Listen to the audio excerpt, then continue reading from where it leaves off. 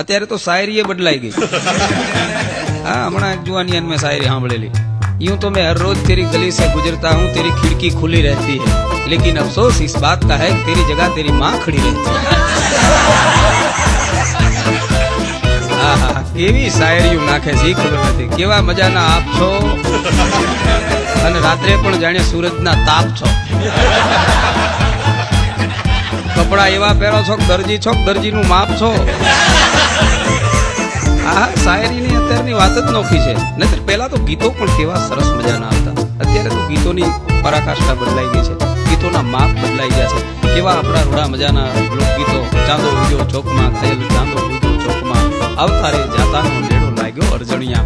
પ્રેમની સ્નેહની વાત અત્યારે તો ગાય એટલે હમણાં મેં એક ફિલ્મનું ગીત સાંભળેલું, બંબઈ સે ગઈ દિલ્હી, દિલ્હી સે ગઈ પૂના, પૂના સે ગઈ પટના, ફિર ભી મિલા સजना. આટલું બધું શું કામ રખડી, રાજકોટમાં આવતું રહેવું. हाँ हमारा तो एक गीत में એવું સાંભળેલું, एक चुम्मा तुम मुझको उधार दे दे और बदले में दिल्ली पंजाब लई ले. तारा बापूजी ना છે.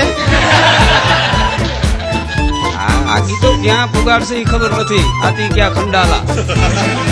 હમણાં એક જુવાનીઓ જુદું જ ગાતો, આતી ક્યાં ચોટીલા. મેં કીધા ચોટીલા નહીં ખંડાલા. મને કે अपना बजट ચોટીલા तक का ही है. મેં કીધું તો ચોટીલા રાય. ત્યારે હમણાં મારા પાડોશમાં અમારા એક બેન એના છોકરાને હિંચકો નાખતા નાખતા હાલનું ગાતા હતા, હલુ લુલુ હાલ્યો તારો બાપો ટાલ્યો. આમાં શિવાજી ક્યાંથી થાય.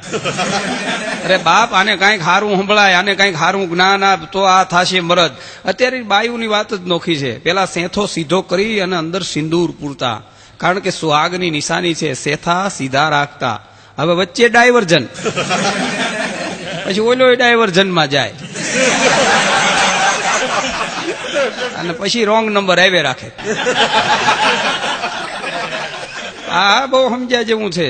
પત્નીને તો એમ જ હોય છે કે એનો પતિ અમારે ઈ તો બહુ ભોળા, કઈ ભોળો નથી. આ ઘરે જ રામ જેવો રહે છે, બહાર નીકળે તરત કાનુડો થઈ જાય છે. જે સામે મળે એને એમ કેતો હોય છે તમને ક્યાંક જોયા છે. ઓલી બાઈ કે જોયો જ હોય ને, પહેલી વાર તું જોવા આવ્યો હતો. મારા બાપુજીએ ના પાડીને લૂતા લમણે પાછો ગયો ઈ જ ને. પણ બહુ અઘરું છે મિત્રો દાંપત્ય જીવનમાં. મારી જ વાત કરું, મારા લગ્ન થયા છે. મારે પણ બહુ મજાની રૂડી રૂપાળી પત્ની છે, સુરેન્દ્રનગરના જોવાલાયક સ્થળમાંની એક. પણ લાગણીશીલ, મારા પ્રત્યે એનો ભાવ બહુ.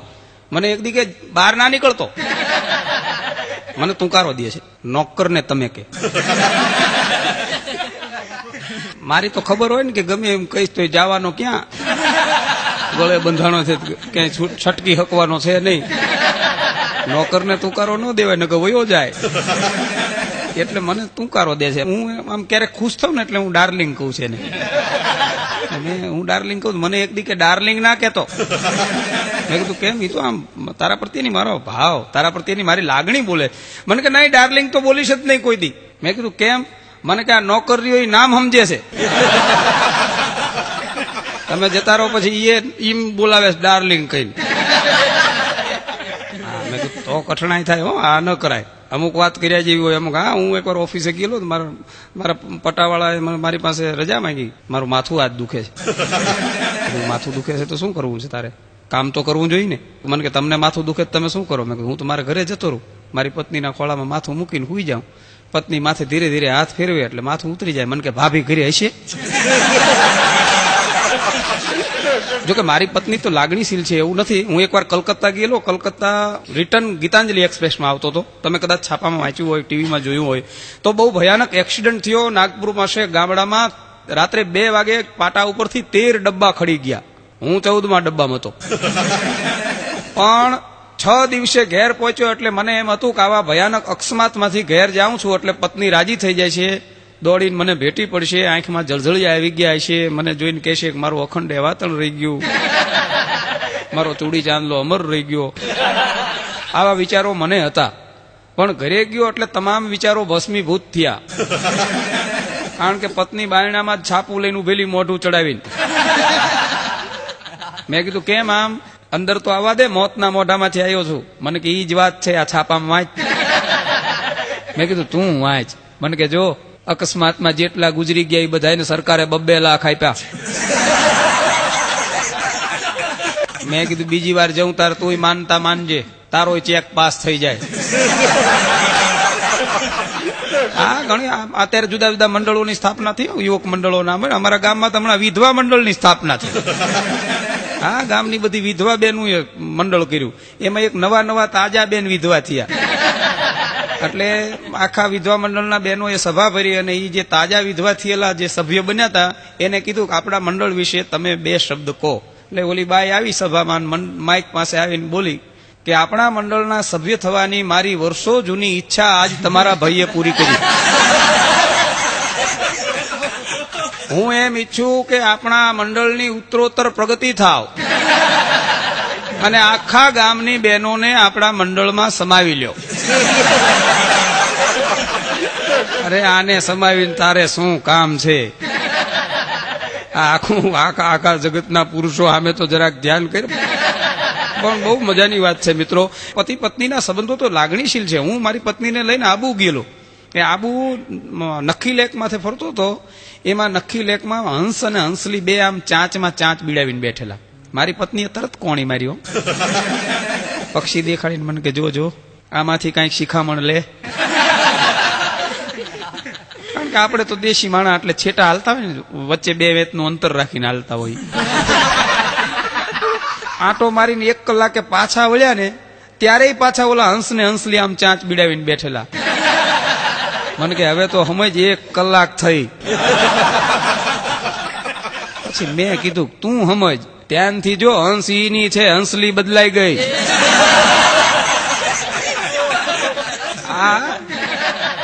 મેં એકવાર દાંપત્ય જીવન ને મને એક ભાઈ પૂછ્યું, મને કે દાંપત્ય જીવન એટલે મેં સ્કૂટર સાથે સરખાવ્યું. મેં કીધું દાંપત્ય જીવન છે ને એ સ્કૂટરના 2 વ્હીલ જેવું છે.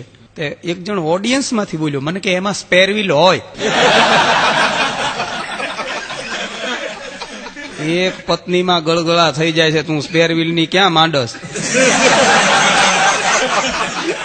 હા, પણ ઘણી વાર ઘણા હોય મજબૂત મનના. અમારા ગામમાં એક કાકા 3જી વાર પરણ્યા, 3જા કાકી લઈ આવ્યા.